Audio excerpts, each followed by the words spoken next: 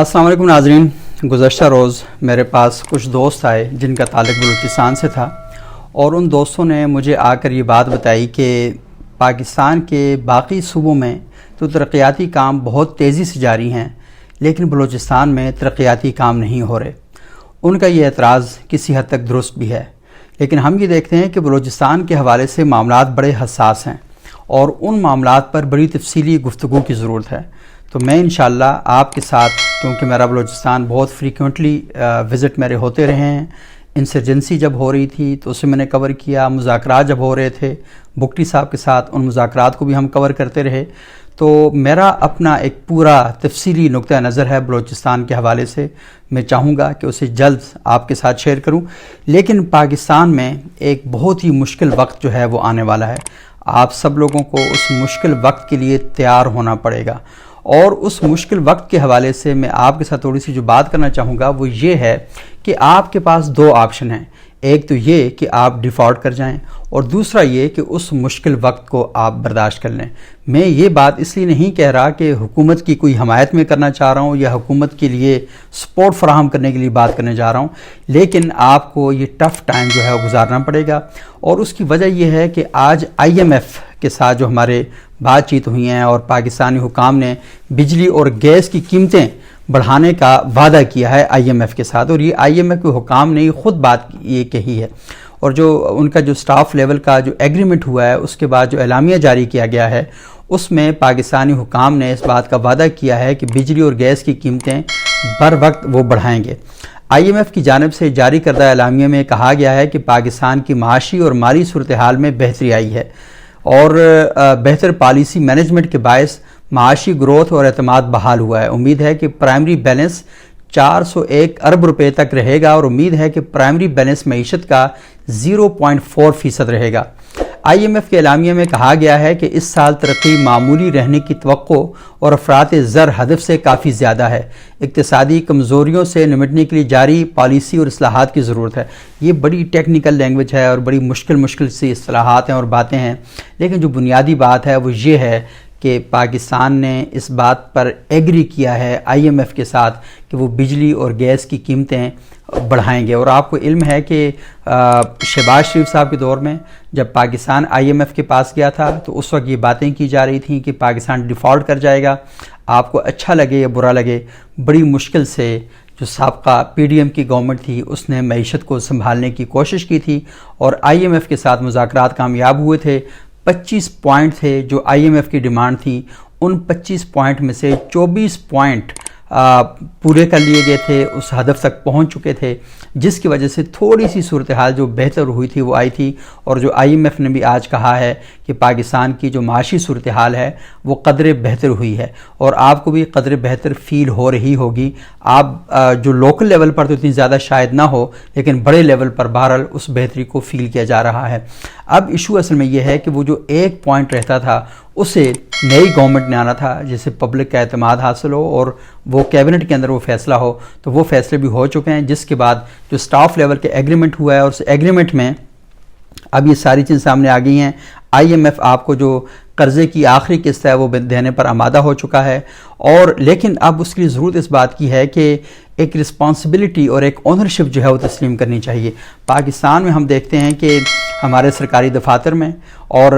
باقی کئی جگہوں پر بجلی کا کتنا زیادہ اسراف کیا جاتا ہے، سرکاری دفاتر کے اندر بھی اور ان مقامات پر بھی اس اسراف کو روکنا ہوگا۔ اسی طریقے سے اور دوسری جو پائپ لائنیں ہیں جو بجلی فراہم کرنے کے لیے جو کیبل سسٹم ہے، اس کے اندر بھی بہت بڑا پروسیس ہے، اور بہت جو لائن لاسز جو ہیں زیادہ جو ہیں وہاں سے پیدا ہوتے ہیں۔ تو آپ کو ان ساری چیزوں کو کنٹرول کرنا ہوگا، اپنی ٹائم کی مینجمنٹ کرنی ہوگی، آپ کو اپنے گھر کے اندر مینجمنٹ کرنی ہوگی تاکہ آپ کے بل کم سے کم آئیں۔ اب یہ تو نہیں، بجلی تو مہنگی ہوگی، اور شاید اتنی مہنگی ہو کہ آپ سارے گھر میں جس طرح اسراف کرتے ہوئے عیاشی کے ساتھ بجلی استعمال کر رہے تھے، اب شاید 1-2 بلب بھی استعمال کریں گے تب بھی بل اتنا ہی آئے گا۔ اب آپ پہ منحصر ہے کہ آپ کس طریقے سے اس کو مینج کر سکتے ہیں، تو یہ مینج کرنا بہرحال آپ کی رسپانسبلٹی ہے۔ اور اسی طرح گیس کو بھی آپ کو مینج کرنا پڑے گا۔ گورنمنٹ لوڈ شیڈنگ تو کر رہی ہے، لیکن اس کے باوجود آپ کو اس ذمہ داری کو پورا کرنا پڑے گا، اپنے کھانے پینے کے اوقات کا تعین کرنا پڑے گا، اور آپ بجائے اس کے کہ 2 ٹائم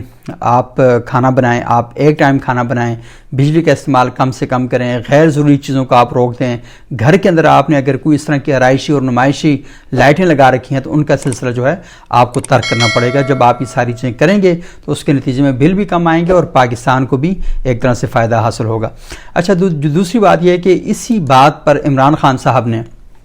آج انہوں نے کہا ہے کہ موجودہ حکومت 6 مہینے سے زیادہ نہیں نکال سکتی۔ اب وہ کس وجہ سے یہ والی بات کر رہے ہیں؟ وہ اس وجہ سے بات کر رہے ہیں کہ کیونکہ یہ جو سارا ایگریمنٹ ہوا ہے اس میں مہنگائی کا ایک طوفان آئے گا، عمران خان صاحب یہ کہتے ہیں، اور حکومت 6 ماہ سے زیادہ نہیں چلے گی۔ اور ہم دیکھ رہے ہیں کہ عمران خان صاحب کے خود اپنے دور میں وہ آئے تھے ٹی وی اسکرین پر، انہوں نے کہا تھا پاکستانیوں بہت مشکل ٹائم آنے والا ہے اور آپ کو یہ مشکل ٹائم برداشت کرنا پڑے گا۔ تو میری عمران خان صاحب سے یہ درخواست ہوگی اور پاکستان کی باقی سیاسی جماعتوں سے بھی کہ بجائے اس کے کہ وہ قوم کو مشتعل کریں، یہ مشکل وقت ہے، پاکستان ہوگا تو آپ کی سیاست بھی ہوگی، پاکستان ہوگا تو باقی معاملات بھی چلیں گے۔ اور عمران خان صاحب کے پاس یہ سب سے بہترین وقت ہے کہ وہ اس وقت میں بجائے اس کے کہ اشتعال پھیلائیں، بجائے اس کے کہ کوئی ایسا کام کریں جس سے لوگوں کو متنفر کریں، انہیں چاہیے کہ وہ ملی یکجہتی کے لیے، قومی یکجہتی کے لیے اور اس مشکل وقت سے نکلنے کے لیے اپنا ایک بھرپور جو کردار ہے وہ ادا کریں۔ اڈیالہ جیل میں 190 ملین پاؤنڈ سکینڈل ریفرنس کی سماعت کے دوران صحافیوں سے گفتگو کر رہے تھے، انہوں نے کہا کہ نگران حکومت، الیکشن کمیشن، اسٹیبلشمنٹ سب ایک ہیں، اور یہ والی بات 2018 میں مسلم لیگ نون کہہ رہی تھی، اور عمران خان کا کہنا تھا کہ سب کچھ جھوٹ پر چل رہا ہے۔ فافن، پلڈار سمیت 5 رپورٹس کے باوجود بھی الیکشن کمیشنر بیٹھے ہوئے ہیں، اور انہوں نے کہا کہ IMF کے پروگرام سے ملک میں مہنگائی کا طوفان آئے گا، اور پیپلز پارٹی کابینہ کا حصہ اس لیے نہیں بنی کیونکہ انہیں پتہ ہے کہ یہ سیٹ اپ نہیں چلے گا۔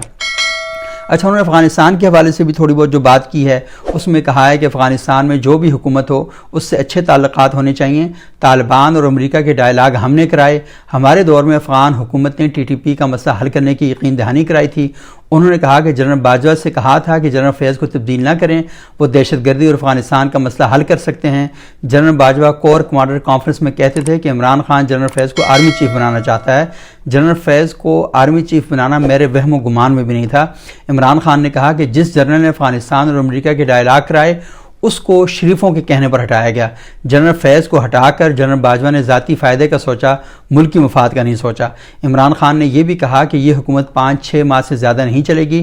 ذہنی طور پر 4-5 ماہ جیل میں رہنے کو تیار ہوں۔ ان کا کہنا تھا کہ علی مین گنڈاپور کو وزیر اعظم کے ساتھ تصویر اس وقت بنوانی چاہیے تھی جب پیسے مل جاتے۔ میری عارف علوی سے کوئی ناراضگی نہیں، انہوں نے معاملات حل کرنے کی پوری کوشش کی، میری طرف سے کوئی ایشو نہیں تھا۔ دوسری طرف سے میرے نام پر کانٹا لگایا گیا تھا، ہمارے اور فوج کے درمیان اختلافات پیدا کرنے کی کوشش ہو رہی ہے۔ انہوں نے کہا کہ 23 مارچ کے جلسے میں دھاندلی کا شکار بننے والی تمام جماعتوں کو دعوت دیں گے، مولانا فضل الرحمان کو بھی جلسے میں شرکت کی دعوت دیں گے، اور مولانا فضل الرحمان کا کسی کو پتہ نہیں وہ آتے ہیں یا نہیں آتے۔ تو اب مجموعی طور پر آپ دیکھ لیں کہ عمران خان صاحب تھوڑا سا ان کی ٹون تبدیل تو ہوئی ہے، لیکن ان کی طرف سے چیزوں کو اب بڑا کلیئر کٹ وہی بات ہے کہ جس طرح سیاستدان اپنی باتوں کو اس طریقے سے کرتا ہے کہ مطلب ہے کہ جو کہتے ہیں نا کہ بڑے سٹائل کے ساتھ بات کی جاتی ہے، اس طرح ڈائریکٹ لینگویج میں بات نہیں کی جاتی۔ تو خان صاحب کے حوالے سے بہرحال یہ جو بات ہے یہ کی جا رہی ہے کہ خان صاحب ڈائریکٹ لینگویج میں بات کرتے ہیں جو لوگوں کو تو پسند آتی ہے، لیکن پالیسی میکرز اور جو ڈپلومیسی پر کام کرنے والے لوگ ہیں وہ یہ کہتے ہیں کہ اس طرح کی لینگویج پرابلم پیدا کر سکتی ہے۔ تو اب آپ سب سے میں اجازت چاہوں گا، اور سب سے امپورٹنٹ بات یہ ہے کہ جو معاشی حوالے سے پرابلم ہیں وہ ہمارے سامنے آ رہے ہیں، تو ہمیں ان پرابلم کو کنٹرول کرنا چاہیے اور ان پر غور و فکر کرنے کی کوشش کرنی چاہیے۔ بہت شکریہ۔